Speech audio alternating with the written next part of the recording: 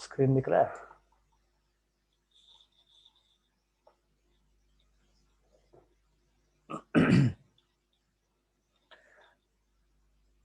देखो last time हमने ल चैटलियर्स प्रिंसिपल में, ठीक है, ल चैटलियर्स प्रिंसिपल, अभी इसमें हमने क्या देखा था? तो effect of concentration,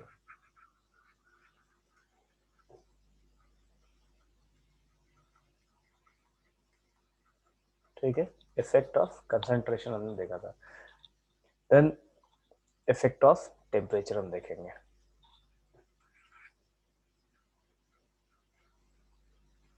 effect of temperature,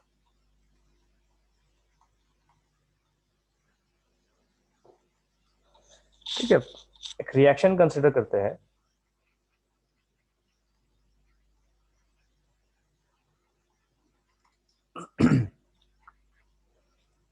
N2O4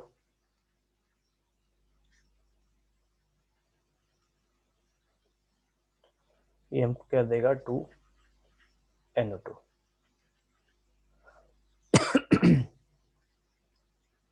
delta H is equals two plus 59.0 kilo joule, ठीक है। अब देखिए ये जो रिएक्शन है, इस रिएक्शन में हमें कलर चेंज देखने को मिलता है। दिस इज कलरलेस और ये होता है ब्राउन, ठीक है। अब देखिए जब हम टेम्परेचर की बात करें तो टेम्परेचर दो चीजों को देख कर दिया था, या तो एंडोथर्मिक होगा या फिर एक्सोथर्मिक होगा, ठीक है। मतलब अगर इंडोथर्मिक हुआ तो हीट एब्जॉर्ब हो रहा है, अगर एक्सोथर्मिक है इसका मतलब हीट बाहर निकल रहा है। तो ये जो रिएक्शन है N2O4 NO2 वाला रिएक्शन, इसमें जो फॉरवर्ड डायरेक्शन का रिएक्शन है वो एंडोथर्मिक होता है, ठीक है। मतलब जब फॉरवर्ड रिएक्शन चल रहा है इसका मतलब हीट एब्जॉर्ब हो रहा है, मतलब रिएक्शन आपका कूल हो रहा है। और जब बैकवर्ड रिएक्शन चल रहा है तो ये एक्सोथर्मिक है, ठीक है, मतलब रिएक्शन जो है वो हीट हो रहा है। तो अभी मान लीजिए यहाँ पे क्या है, इसको हम वर्डिंग्स में लिख लेते हैं। Here the forward reaction is endothermic,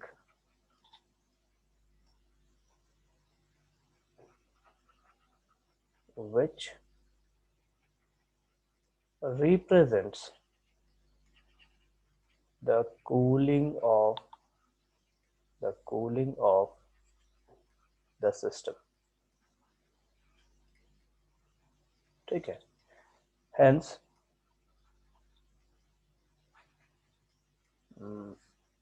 ये नहीं, hence according to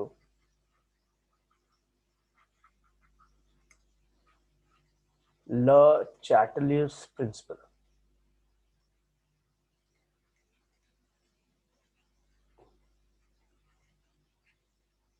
ठीक है। अभी देखिए क्या है यहाँ पे, तो चैटलियर प्रिंसिपल्स क्या कहता है कि जब इक्विलिब्रियम में सिस्टम चला है तो सिस्टम में कोई भी बदलाव आएगा तो सिस्टम क्या करेगा, उसको इक्विलिब्रियम में शिफ्ट करने का कोशिश करेगा। तो मान लीजिए हम यहाँ क्या ले रहे हैं, हम यहाँ फॉरवर्ड डायरेक्शन का रिएक्शन ले रहे हैं, क्या है वो? एंडोथर्मिक है। अब एंडोथर्मिक का मतलब क्या है कि सिस्टम में हीट एब्जॉर्ब हो रहा है, ठीक है, मतलब सिस्टम, हम कहते हैं सिस्टम कूल हो रहा है, ठंडा हो रहा है। तो ये क्या करेगा कि आपको प्रोडक्ट बना के दे रहा है, ठीक है। लेकिन उसी वक्त चैटलियर प्रिंसिपल क्या कहता है कि सिस्टम अपने आप को रेजिस्ट करने के लिए, इक्विलिब्रियम पोजीशन अटेंड करने के लिए वो वापस से इक्विलिब्रियम में जाएगा। तो जैसे जैसे फॉरवर्ड रिएक्शन बढ़ेगा, ठीक है, वैसे वैसे क्या होगा, तो वैसे वैसे बैकवर्ड रिएक्शन भी बढ़ना चालू हो जाएगा। मतलब according to Le Chatelier's principle, the heating of the system of the system will start। ठीक है, मतलब यहाँ पे क्या होगा, हीटिंग चालू हो जाएगा, मतलब फॉर्मेशन ऑफ N2O4 यहाँ पे चालू हो जाएगा। That is formation of the reactant N2O4 will start। ठीक है, which is an exothermic process।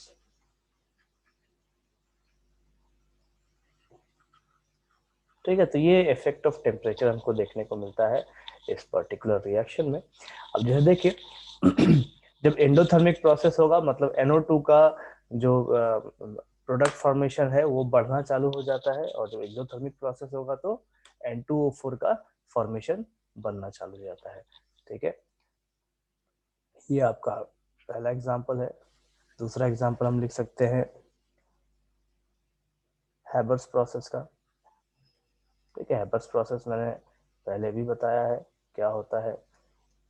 Haber's process क्या है हमारा, तो formation of ammonia, formation of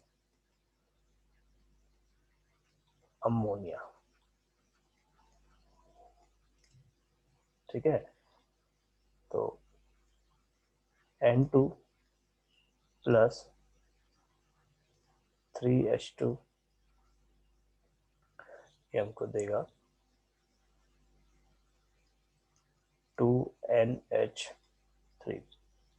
यहाँ पे जो हीट हमको देखने को मिलेगा वो हो जाएगा -92.38 किलो जूल।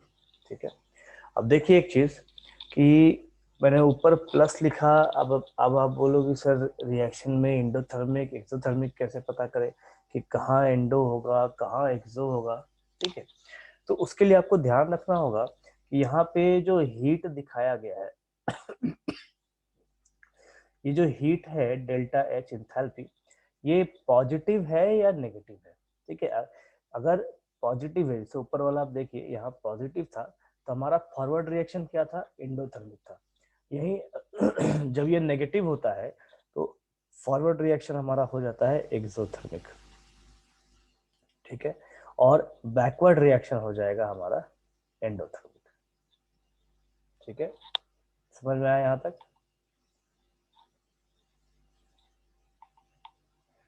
यहाँ तक क्लियर है?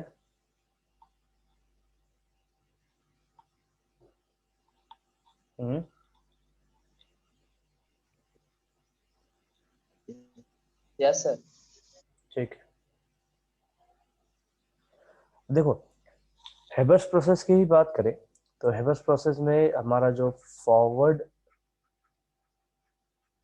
रिएक्शन है वो किसको फेवर करता है, तो ये फेवर कर रहा है एक्सोथर्मिक प्रोसेस को। एक्सोथर्मिक प्रोसेस मतलब ये किसको फेवर करेगा, तो टेम्परेचर इंक्रीज करने वाले प्रोसेस को फेवर करेगा। ठीक है, that is the heat of the system increases।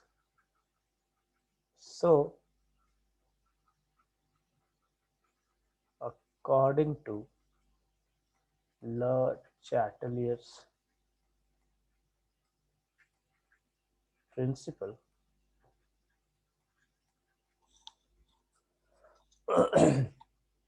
ठीक है, इसके हिसाब से क्या होना चाहिए, फिर से सेम प्रोसेस है सेम चीज होगा, तो the equilibrium will shift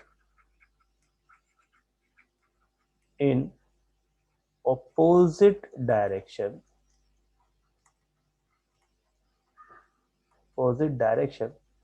that is in cooling of the system, cooling of the system मतलब उसको ठंडा करने लग जाएगा। हमने क्या देखा कि फॉरवर्ड रिएक्शन जो है वो हमारा एक्सोथर्मिक प्रोसेस है, तो मतलब प्रोसेस गर्म होना चाहिए, तो चैटलेट्स के हिसाब से क्या होगा कि ये उल्टा चलना चालू हो जाएगा और उस सिस्टम को या एक्चुअली रिएक्शन को ठंडा करने लग जाएगा। System favouring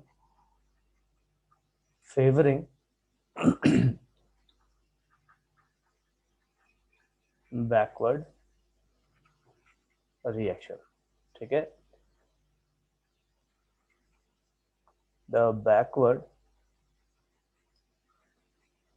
reaction is endothermic. तो इस तरीके से देखो आपको एग्जाम में लिखना है, ठीक है। ये पॉइंट रिएक्शन लिखने के बाद ये सभी पॉइंट्स को आपको इस तरीके से लिखना है, ठीक है।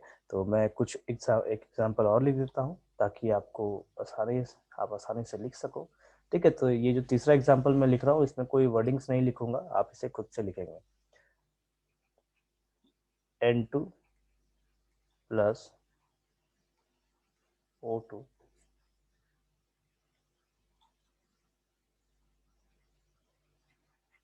एंडो और यहाँ पे एक्सोथर्मिक, ये हमको देगा 2NO, ठीक है। अब एक चीज देखो, एग्जाम में आपको एंथैल्पी का वैल्यू पता ना रहे, ठीक है। तो मैंने पहले भी कहा है कि अगर पता नहीं है तो XYZ करके आप लिख सकते हो, लेकिन पॉजिटिव और नेगेटिव इन दोनों का ख्याल रखें। तो एंडोथर्मिक है तो एंडोथर्मिक के लिए यहाँ पे क्या आएगा, पॉजिटिव, ठीक है। तो मैं पॉजिटिव X लिख देता हूँ, चाहे तो इसे प्लस X भी लिख सकते हैं, प्लस X किलो जूल, ठीक है। तो ये आपका तीसरा एग्जाम्पल है जो आप खुद से लिखेंगे।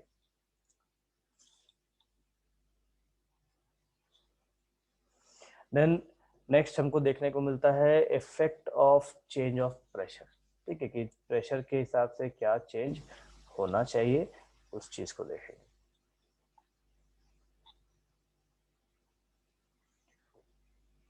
तो हमने कंसंट्रेशन देख लिया, टेम्परेचर देख लिया, अब हम देखेंगे प्रेशर। तो effect of change of pressure, ठीक है।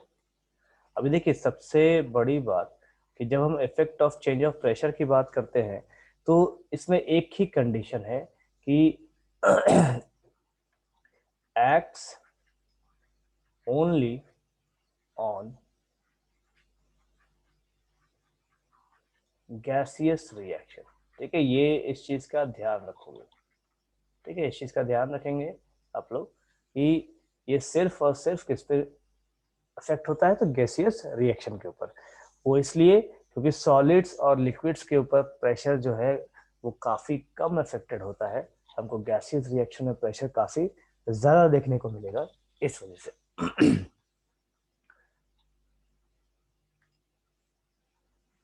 ठीक है। तो मैं एक वापस से सेम प्रोसेस यूज करता हूं, कंसीडर कंसीडर हैबर्स प्रोसेस, ठीक है। अभी हैबर्स प्रोसेस क्या है हमारा, तो एक N2, देखो यहाँ पे गैस लिखना कंपलसरी है जब हम है गैसियस रिएक्शन लिखेंगे, तो ताकि हम प्रेशर को दिखा रहे हैं ये समझने के लिए, ठीक है। ये हमको देगा 2NH3। अब देखो ये कितना है, ये है हमारे पास 1 मोल और ये है हमारे पास 3 मोल, और हमको प्रोडक्ट कितना मिल रहा है। अभी जैसे इन दोनों को मिला के कितना हो जाएगा, ये हो जाएंगे 4 मोल, और इधर हमारे पास कितना है प्रोडक्ट में, ये हमको दे रहा है 2 मोल्स।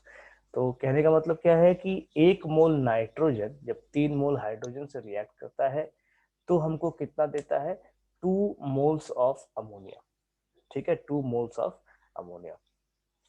अब चलो मैं एक चीज आपको समझाता हूँ, हमने पिस्टन सिलेंडर अरेंजमेंट पढ़ा है, ठीक है।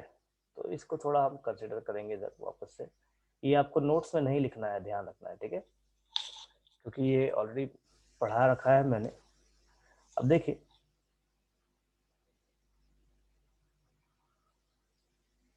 ये हमारे पास एक सिलेंडर है और उसमें हम पिस्टन इस तरीके से लगाते हैं।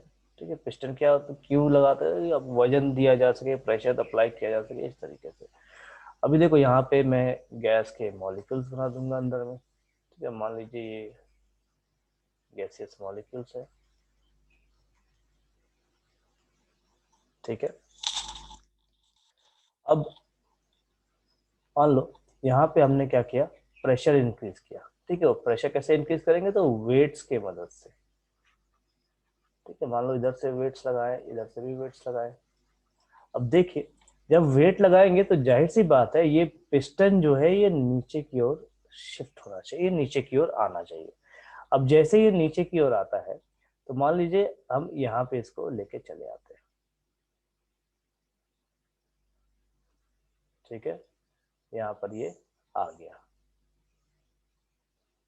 अब यहाँ पे जब आ गया है तो हम क्या देखेंगे, जो गैसियस मॉलिक्यूल्स ऊपर थे, अब वो गैसियस मॉलिक्यूल्स सब नीचे आ गए हैं और एक दूसरे के नजदीक आ गए हैं।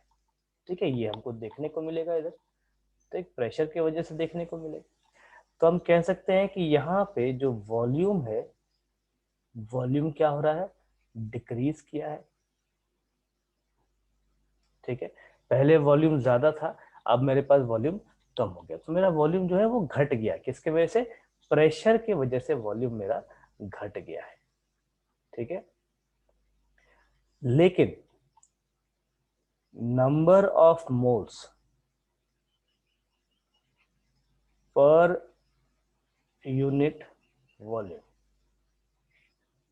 ये जो है ये मेरा क्या करेगा, इंक्रीज कर जाएगा। ठीक है, मतलब कहने का मतलब क्या है कि जब मेरा वॉल्यूम यहाँ पे था, ठीक है, जब ये पूरा वॉल्यूम था जिसको मान लो मैं V1 कह लूं, ठीक, तो मेरे पास जो नंबर ऑफ गैसियस मोल्स थे वो काफी ज्यादा फैले होंगे, मतलब दूरी दूरी पे होंगे, वो काफी दूर में होंगे एक दूसरे के।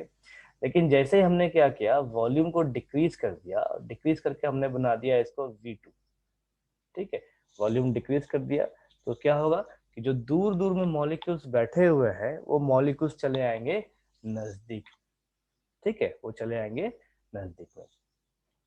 तो इससे क्या होगा कि वॉल्यूम तो मेरा डिक्रीज कर जाएगा, लेकिन नंबर ऑफ मोल्स जो है पर यूनिट वॉल्यूम वो इंक्रीज कर जाएगा। ठीक है, पर यूनिट वॉल्यूम कहने का मतलब है 1 सेंटीमीटर क्यूब।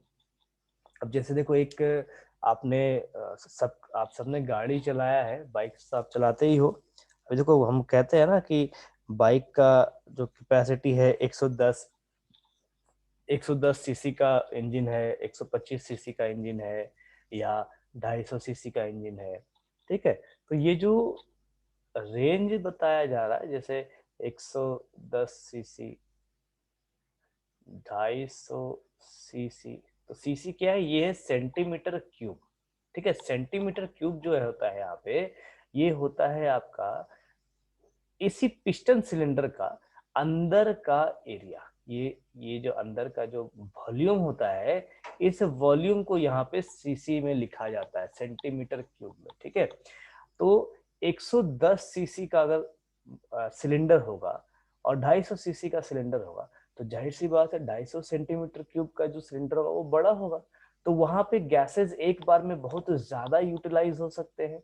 इसीलिए 250 सीसी जो है प्रेशर हमको ज्यादा क्रिएट करके देता है, और उससे गाड़ी बहुत तेज भागता है। ठीक है, तो ये फर्क है दोनों का। तो क्या होता है दोनों में कि बहुत ज्यादा वॉल्यूम में गैस है, उसको अचानक से कम वॉल्यूम में लेके चले आते हैं, मतलब V1 से सीधा V2 में लेके चले आते हैं। तो उससे क्या होता है, वॉल्यूम, हाँ बोलो, क्या बोल रहे, बोलो,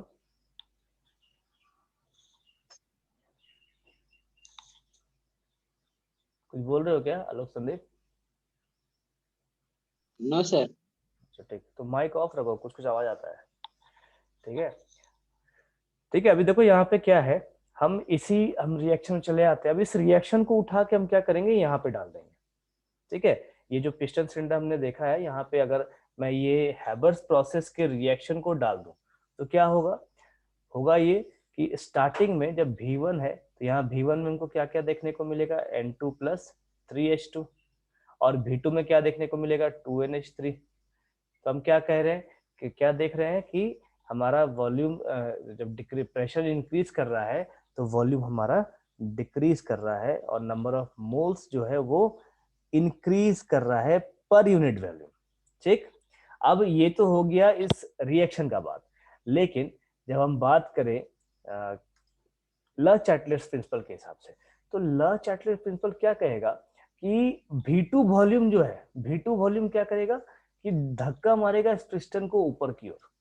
ठीक है, देखिए मैं ग्रीन एरो से इधर दिखा रहा हूं आपको, ये क्या करेगा इस पिस्टन की ओर को ऊपर की ओर फोर्स करेगा, धक्का मारेगा ताकि मेरा वॉल्यूम इंक्रीज कर सके।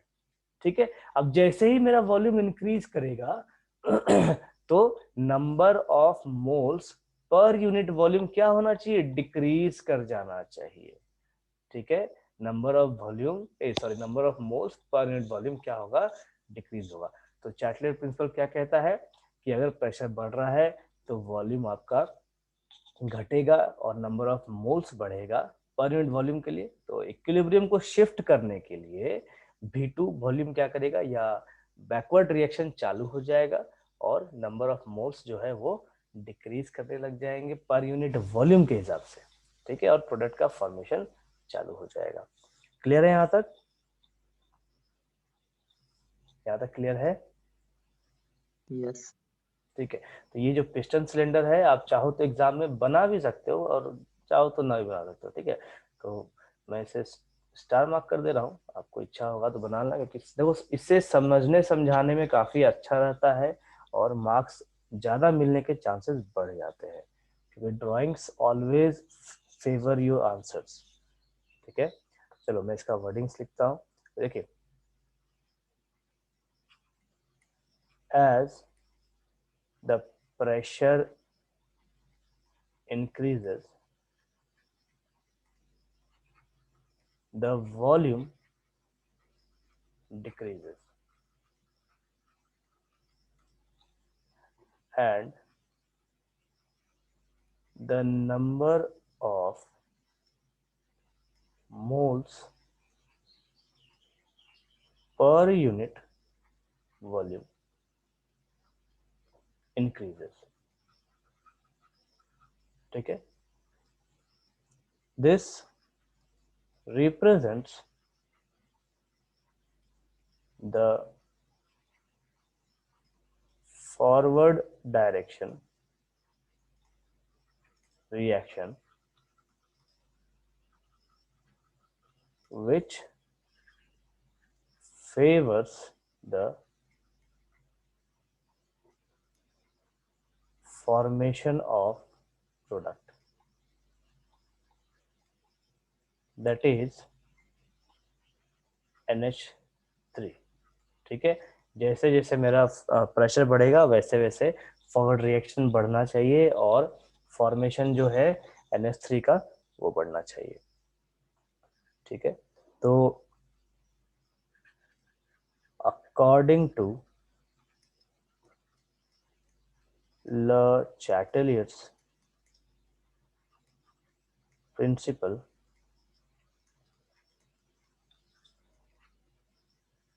the reaction will shift in other direction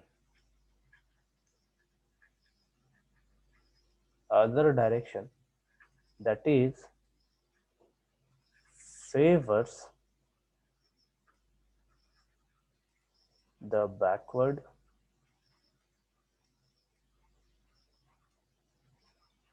reaction in the formation of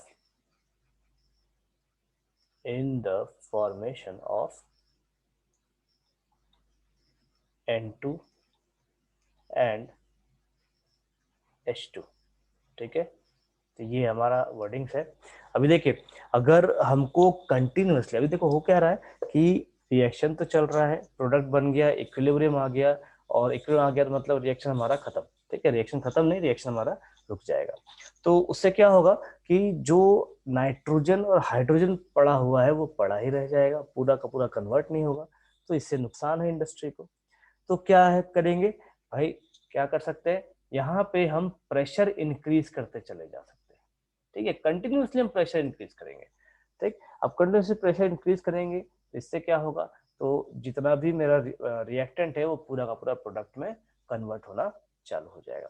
तो ये जो प्रोसेस है हेवर्स प्रोसेस, इसमें अगर हम 200 एटमॉस्फेयर का प्रेशर मेंटेन करते हैं तो क्या होता है कि हमको मैक्सिमम अमोनिया बन के मिलता है। तो ये एक इंडस्ट्रियल प्रोसेस है, ठीक है। इंडस्ट्री में, फैक्ट्रीज वगैरह में जहाँ अमोनिया का प्रोडक्शन होता है वहाँ पे इसी प्रोसेस को यूज किया जाता है और जो प्रेशर है वो 200 एटमॉस्फेयर को मेंटेन किया जाता है। तो for the production of ammonia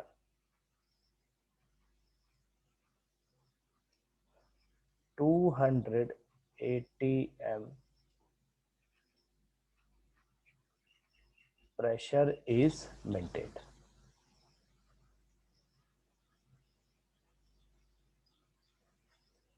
ठीक है, समझ में आया, क्लियर है? Yes sir. ठीक, तो मैं कुछ एग्जांपल्स और लिख दे रहा हूँ, एग्जांपल्स मैं लिख रहा हूँ, ठीक है। आप उसको सिर्फ वर्डिंग्स में लिख के एक बार मुझसे चेक करा लोगे क्या लिखे हो, ठीक है। तो अदर एग्जांपल्स आर,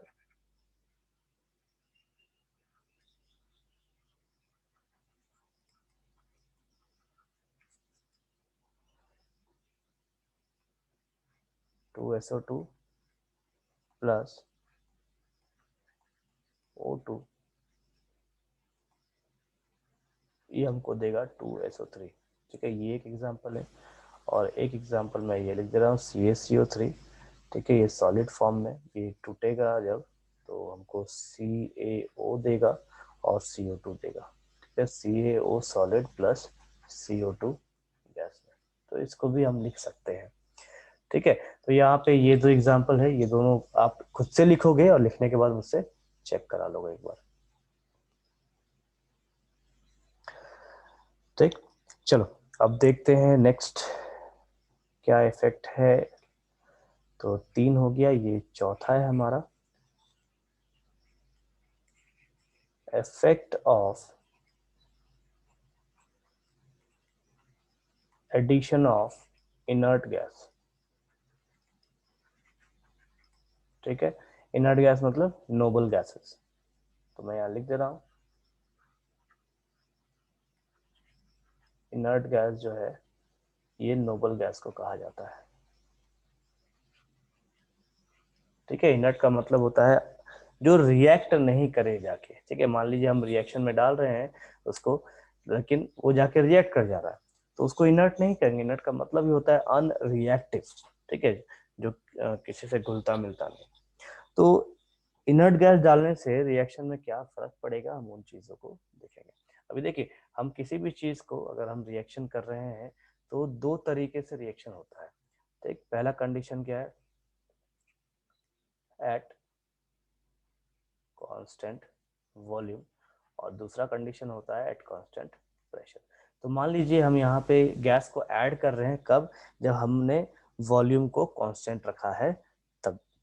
तो अब अगर वॉल्यूम कांस्टेंट होगा तो हमारे पास क्या फर्क पड़ना चाहिए, हमारा प्रेशर में फर्क पड़ना चाहिए, ठीक है। तो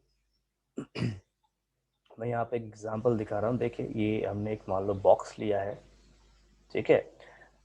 अब इस बॉक्स में हम क्या करेंगे, हमने क्या डाल रखा है पहले से, अगर हमने गैस 1 लिया और यहाँ पे गैस 2 डाल रखा है, ठीक है।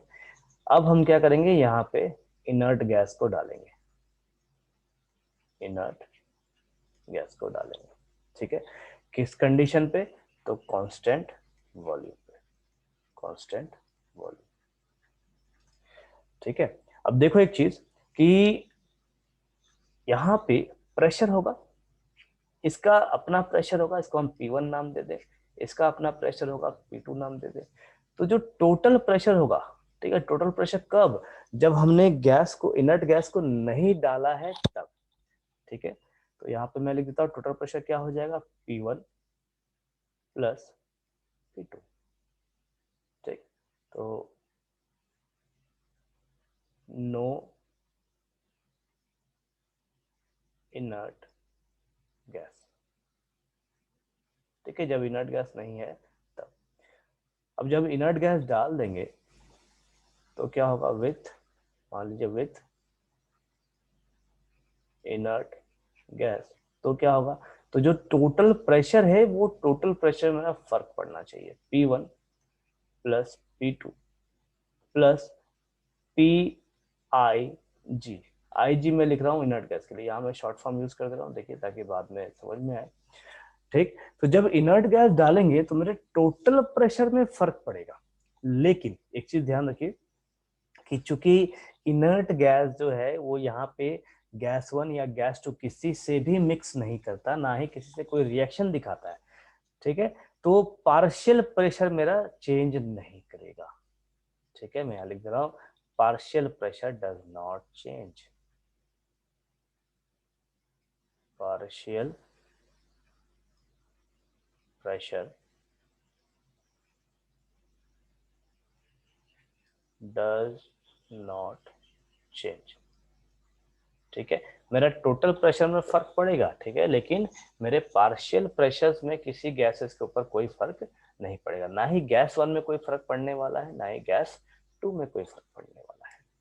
ठीक, तो ये कंडीशन है कब, जब कांस्टेंट वॉल्यूम के ऊपर। तो अब देखिए, अगर कांस्टेंट वॉल्यूम पे पार्शियल प्रेशर्स पे कोई फर्क नहीं पड़ रहा है, इसका मतलब इनर्ट गैस उससे रिएक्ट नहीं कर रहा। तो हम कह सकते हैं कि जब हम कांस्टेंट वॉल्यूम पे इनर्ट गैस को डाल रहे हैं तो हमको कोई भी इफेक्ट देखने को नहीं मिलता।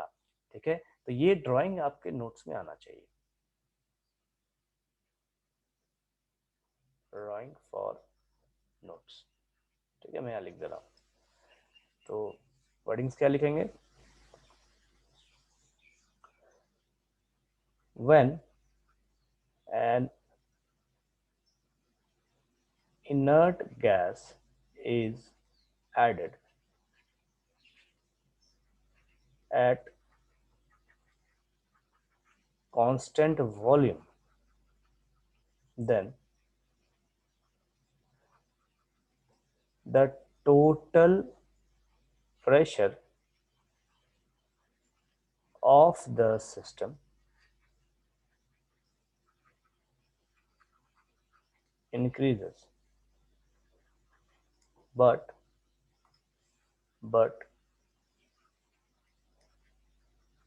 the partial pressure of the gases remains unchanged। ठीक है, पार्शियल प्रेशर में कोई फर्क नहीं पड़ता, लेकिन टोटल प्रेशर जो है वो बढ़ जाता है, क्यों, इनर्ट गैस के वजह से। ठीक है, तो this shows that at constant volume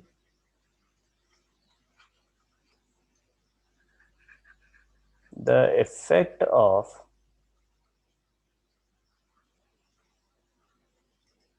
inert gas is not observed। ठीक है, क्लियर हो गया फर्स्ट पॉइंट।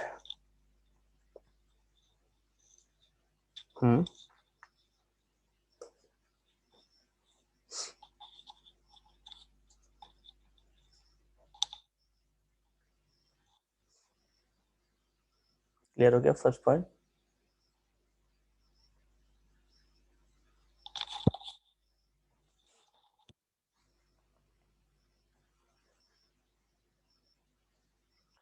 चलिए अब हम सेकंड पॉइंट देख लेते हैं कि एडिशन एट कांस्टेंट प्रेशर पे।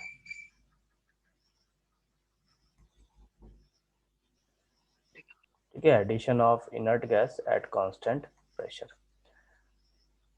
अब देखिए, हम लोग वापस से ये बना लेंगे। ठीक है, अब मान लीजिए, या मैं इस पे क्या करता हूँ, इसको मैं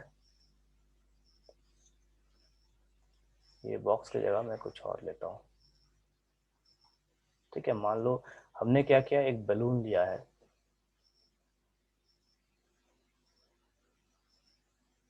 ठीक है, ये हमारा बैलून है। अब देखिए यहाँ पे जो प्रेशर है, ये प्रेशर हम मेंटेन कर रहे हैं। मान लो 1 atm का प्रेशर हमारा कांस्टेंट है, कांस्टेंट 1 atm का प्रेशर। ठीक, अब यहाँ पे हमारे पास क्या है, गैस 1,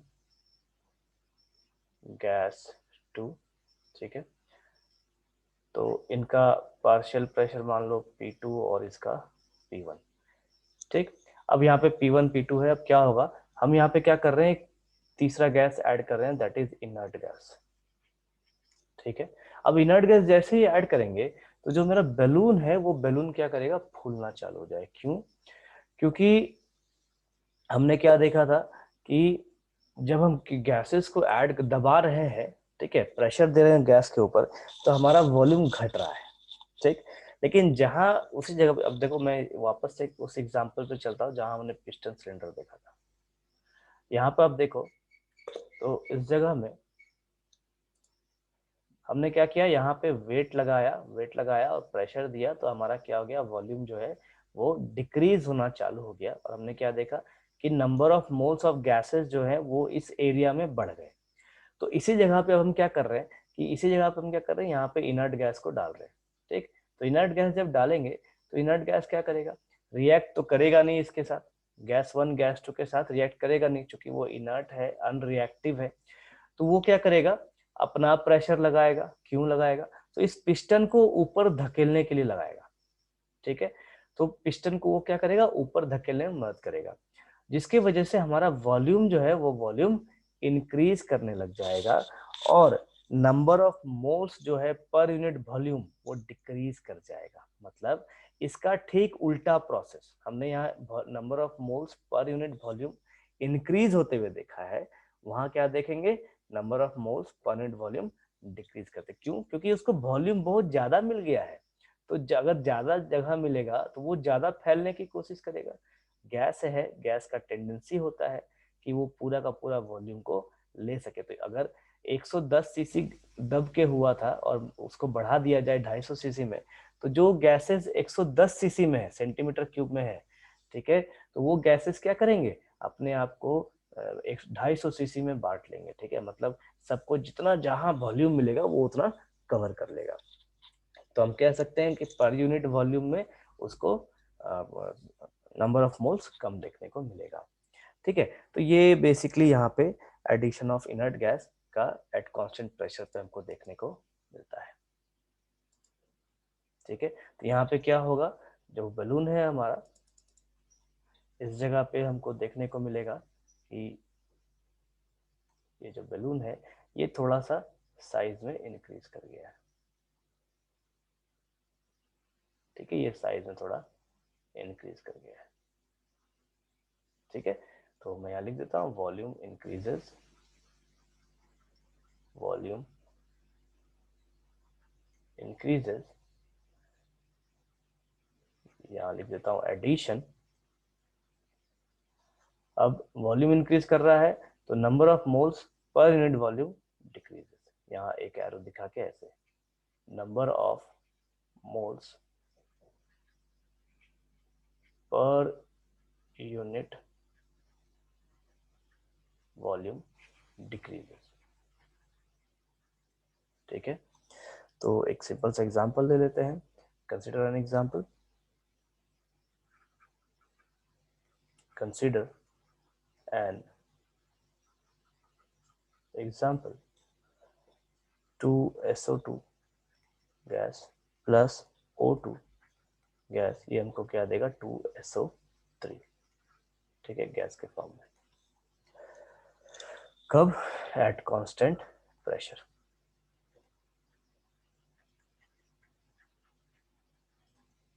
ठीक है, तो इसी चीज को हम, ये जो हमने ड्राइंग देखा है, ये ड्राइंग को ही अब हम यहाँ वर्डिंग्स में लिखेंगे। लिख दे रहा हूँ, ड्राइंग फॉर नोट्स। ठीक है।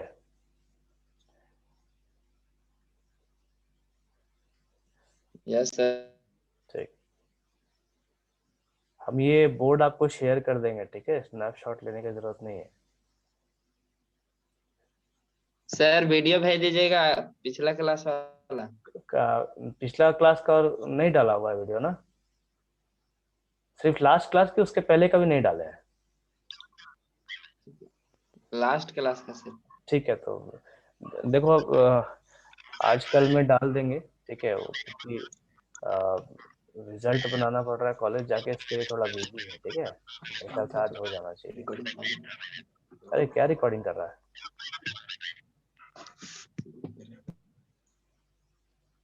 देखो माइक ऑन करके कुछ भी आप चलाओगे तो वीडियो में इफेक्ट पड़ता है, फिर जो वीडियो अपलोड करेंगे वहां पे भी आपको ग ग ग करके आवाज सुनाई देगा, तो वो सब बंद रखिए, वीडियो आपको सब मिलता है ना। तो देखो when an inert gas is added at constant pressure, then the volume increases, but the moles number of moles per unit volume of the gases decreases। ठीक है, अब देखिए एक चीज, अब यहाँ पे ल-चाटलेट प्रिंसिपल कैसे लगेगा, तो पर यूनिट वॉल्यूम पे मेरा जो नंबर ऑफ मोल्स है वो डिक्रीज कर रहा है, तो डिक्रीज कर रहा है तो चैटलिस्ट प्रिंसिपल कैसे लगेगा, उसको इंक्रीज करने में वो मदद करना चालू कर देगा। ठीक है, चैटलिस्ट प्रिंसिपल क्या करेगा, उसको इंक्रीज करना चालू कर देगा। तो यहाँ पे मैं लिख देता हूँ according to Chatelier's principle, according to Chatelier's principle,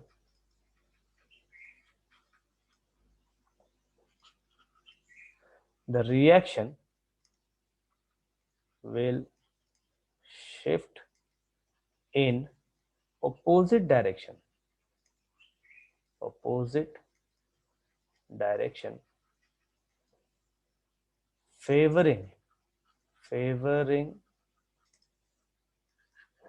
the increase of number of moles per unit volume. ठीक है, तो ये इफेक्ट ऑफ इनर्ट गैस है आपका चैटलियर्स प्रिंसिपल के लिए। चलो क्लियर है यहां तक। इसके बाद एक लास्ट है, that is effect of catalyst. ठीक है, 4 हो गया, ये 5वां है लास्ट, इफेक्ट ऑफ कैटलिस्ट। और एग्जाम में एक चीज ध्यान रखना है कि ये 5 आपको लिखना होगा, चैटलिस्ट के प्रिंसिपल में ये 5 चीजें आती है, concentration, temperature, pressure, inert gas और कैटलिस्ट। ठीक है, कोई भी एक छोड़ोगे तो मार्क्स कटेगा।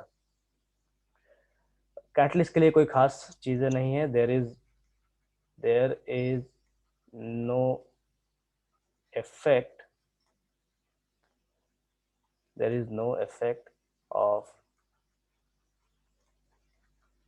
addition of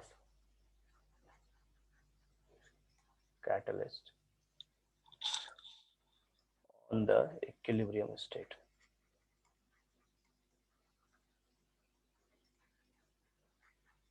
ठीक है,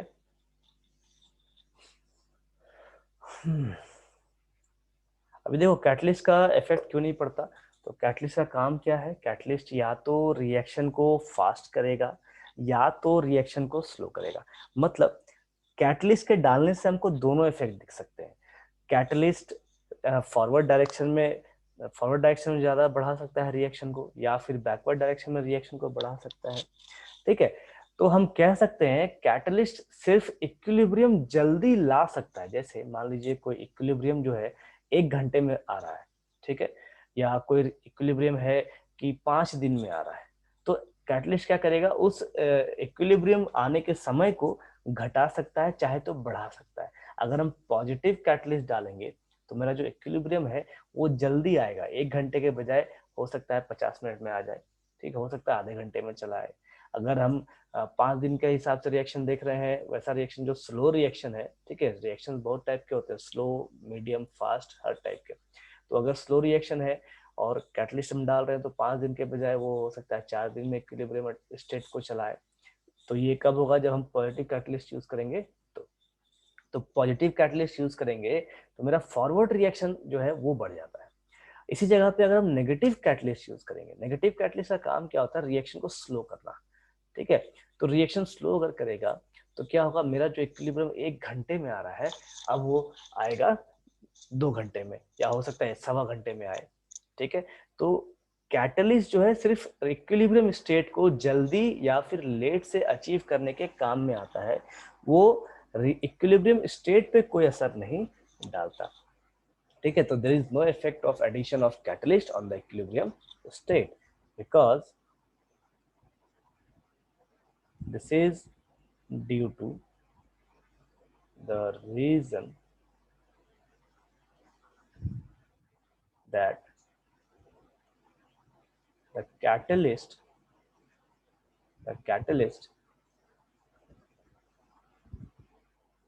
favors